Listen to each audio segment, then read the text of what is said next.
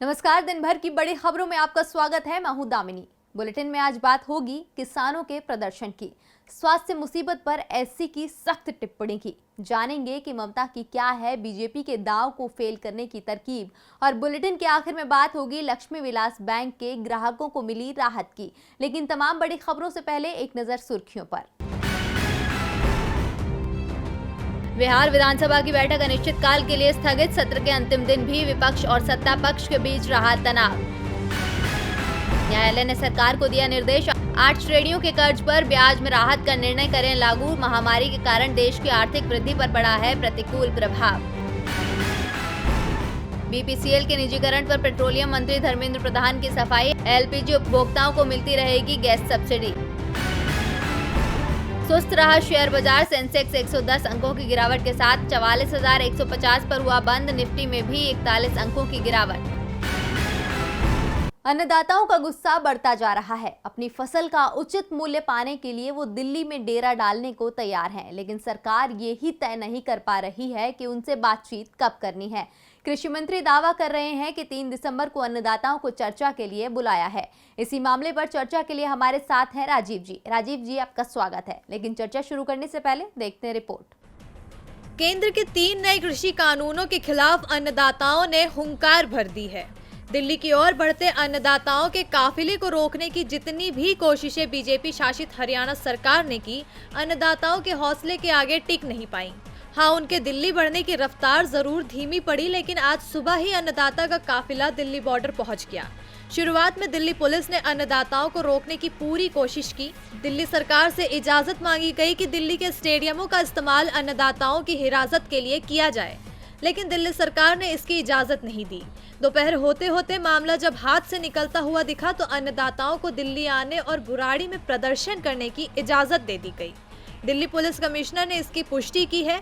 अन्नदाताओं के पंजाब के संगठनों ने भी बताया कि केंद्र सरकार ने उन्हें दिल्ली में दाखिल होने और बुराड़ी मैदान में प्रदर्शन करने की मंजूरी दे दी है और अब देश भर के अन्नदाता दिल्ली पहुंच रहे हैं। पंजाब के मुख्यमंत्री कैप्टन अमरिंदर सिंह ने कहा कि शांतिपूर्ण तरीके से विरोध करना सभी का लोकतांत्रिक अधिकार है। अन्नदाताओं को दिल्ली जाने की इजाजत देने के केंद्र सरकार के फैसले का मैं स्वागत करता हूं। केंद्र सरकार अन्नदाताओं की चिंता दूर करने के लिए तुरंत उनसे बातचीत करे। अब किसानों की चिंता दूर करने के लिए उन्हें तुरंत बातचीत करनी चाहिए। राजीव जी, किसानों को आज दिल्ली में आने की इजाजत मिल गई है, लेकिन इससे पहले किसानों के साथ केंद्र और हरियाणा सरकार ने जो किया उससे देश में नाराजगी देखी जा रही है। जब उन्हें दिल्ली आने की इजाजत देनी ही थी तो किसानों पर पानी की बौछार और बल प्रयोग की क्या जरूरत थी? शांतिपूर्ण विरोध पर सरकार की ये कैसी नीति है?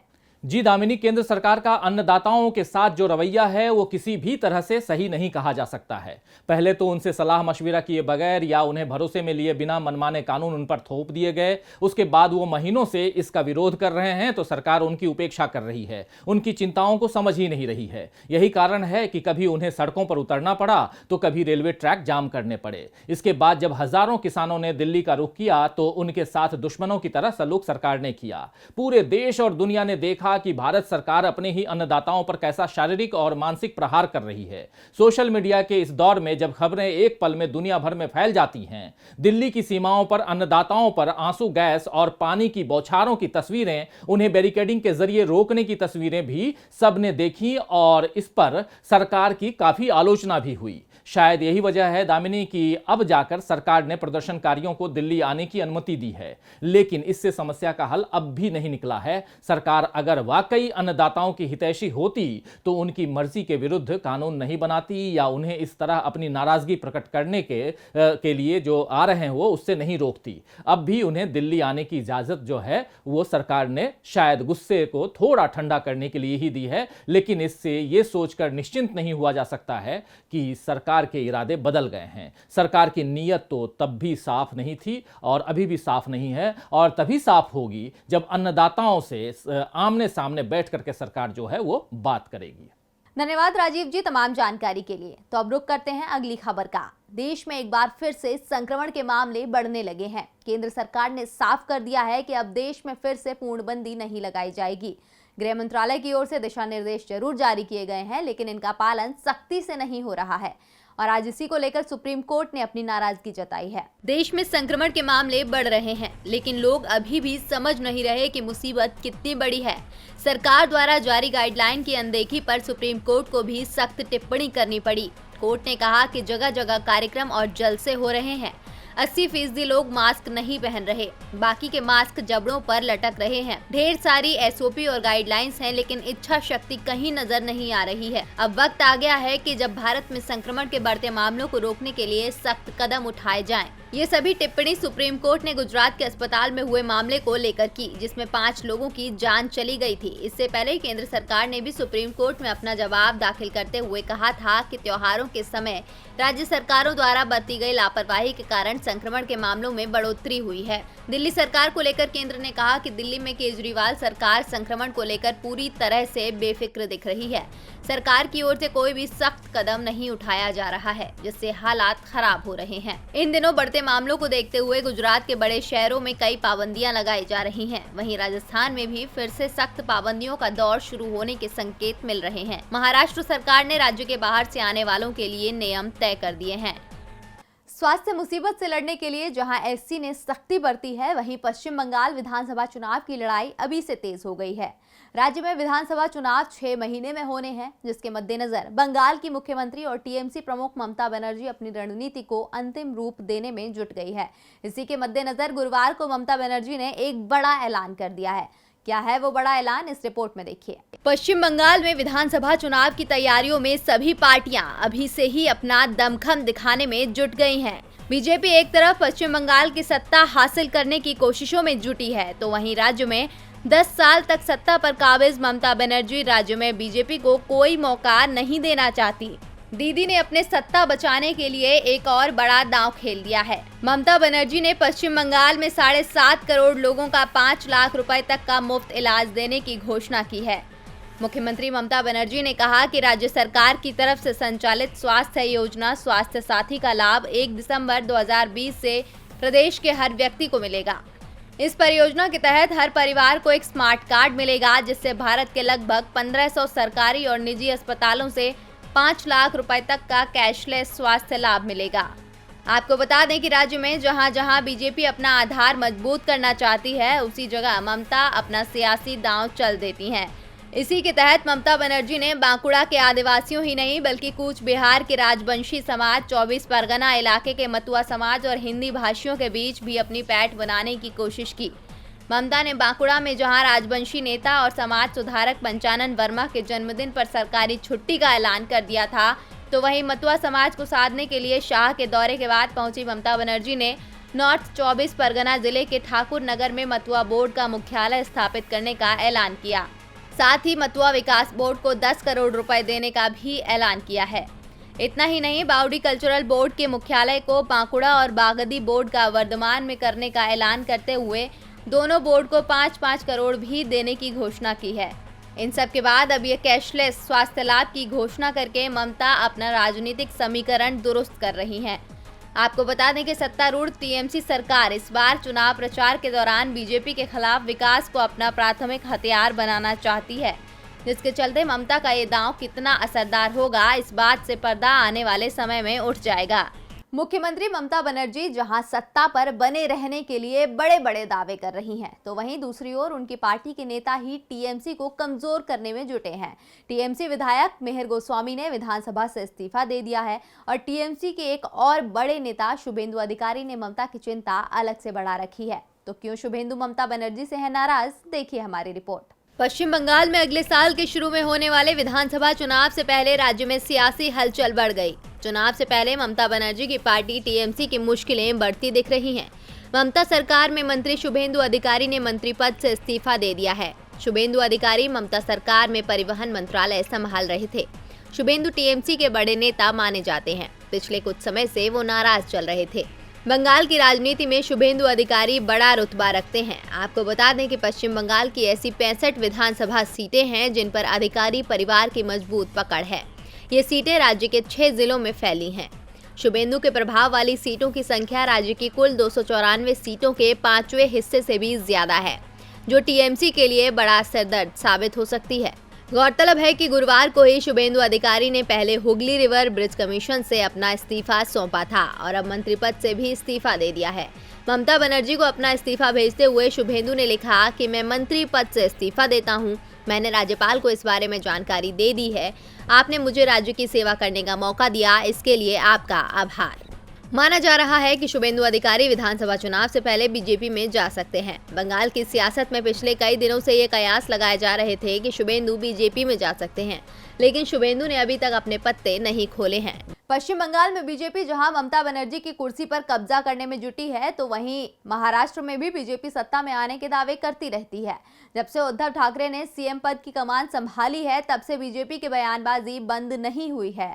बीजेपी के इसी रुख को लेकर आज मुख्यमंत्री उद्धव ठाकरे जमकर उस पर बरसे हैं। यहां तक कि उन्होंने तो चेतावनी तक दे डाली है। महाराष्ट्र में बीजेपी अक्सर ऐसे मौके ढूंढती है जिससे वो उद्धव सरकार पर हमला बोल सके। पिछले कई महीनों से वो मंदिर खोलने को लेकर सरकार पर निशाना साध रही है। गौवंश और हिंदुत्व को लेकर बीजेपी अब भी कोहराम मचा रही है, मगर मुख्यमंत्री उद्धव ठाकरे भी शांत बैठने वालों में से नहीं हैं। उन्होंने आज केंद्र से लेकर महाराष्ट्र की बीजेपी को आड़े हाथों लिया है।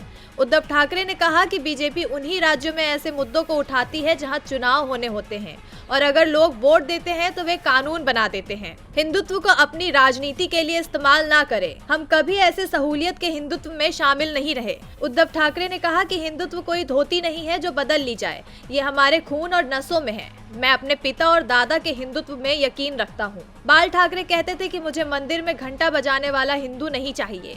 बीजेपी केवल दिखावे के लिए हिंदुत्व का राग अलापती है। इतना ही नहीं, उन्होंने कहा कि बीजेपी हम पर गौवंश पर कानून लाने का दबाव डाल रही है, लेकिन हमारे साथ केंद्र की मनमानियां नहीं चलेगी। सीएम उद्धव ठाकरे ने चेतावनी देते हुए कहा कि अगर ये लोग ज्यादा हावी हुए तो हाथ धोकर पीछे पड़ जाऊंगा। हम लोग इनकी तरह गंदी राजनीति नहीं करते हैं। केंद्र सरकार को समझना चाहिए कि हर पार्टी अपनी तरह से सरकार चलाती है।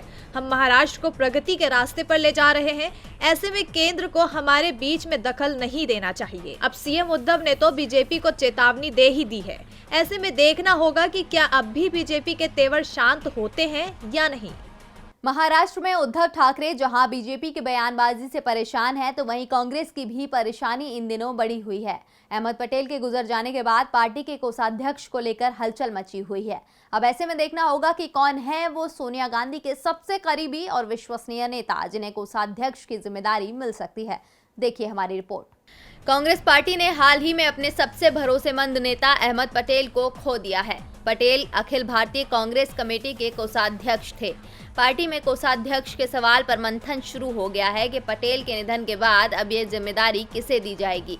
आपको बता दें कि कुछ ही महीनों में पश्चिम बंगाल और असम सहित 5 राज्यों में चुनाव होने वाले हैं। ऐसे में पार्टी को कोषाध्यक्ष की नियुक्ति भी जल्द करनी होगी।